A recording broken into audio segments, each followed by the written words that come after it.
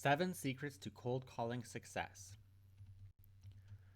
David Ortiz, a trained chef who has been running his own financial planning firm since 1997, renamed his business Financial Chef last year and started meeting with prospects over meals he'd cooked himself. Winning and dining potential clients certainly made Ortiz and his Miami, Florida business stand out, but when it came to cold calling prospects, he was at a loss.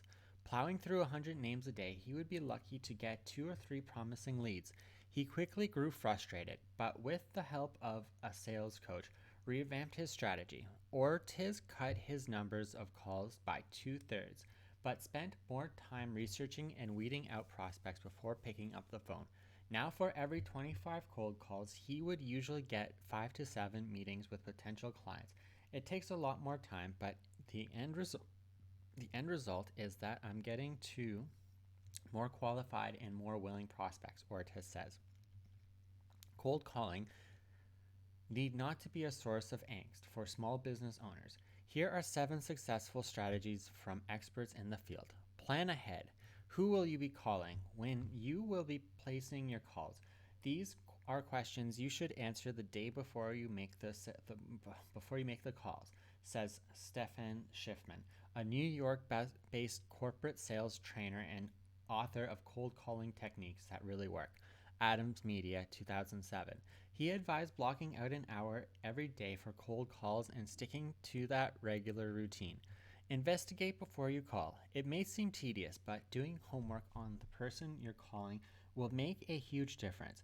This can be as simple as doing a Google search on the company or looking up the prospect on LinkedIn, says Sam Richer, author of Take the Cold Out of Cold Calling, Adams Business Peers, 2012. If a Google search doesn't turn up a match on the person you're calling, try Mool/Media, a search engine that scours both local and national media outlets for tips.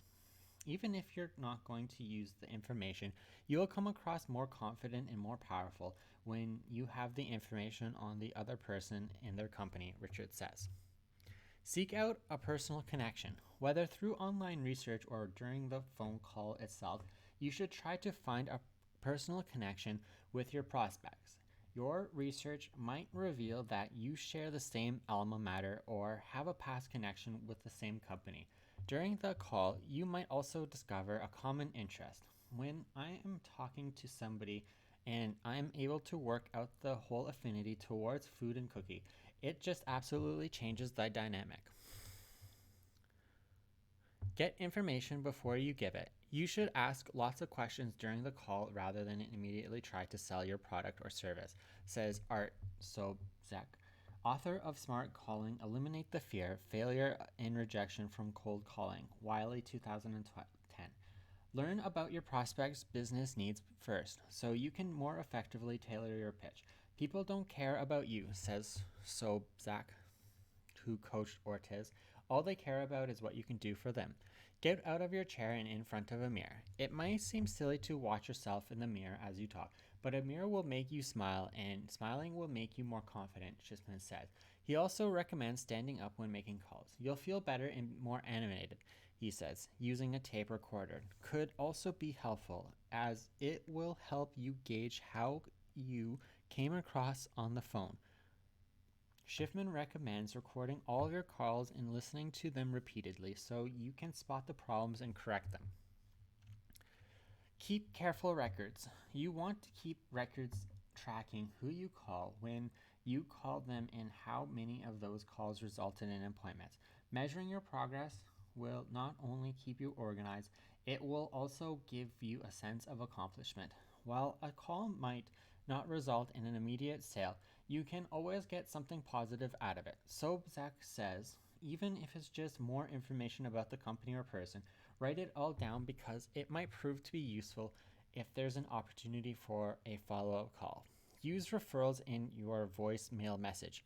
More often than not, you'll be reaching voicemail rather than speaking with the prospect directly. To increase the chances of getting a call back, to find a common connection you can mention in the messages you leave. Social media sites like LinkedIn let you see the people you're connected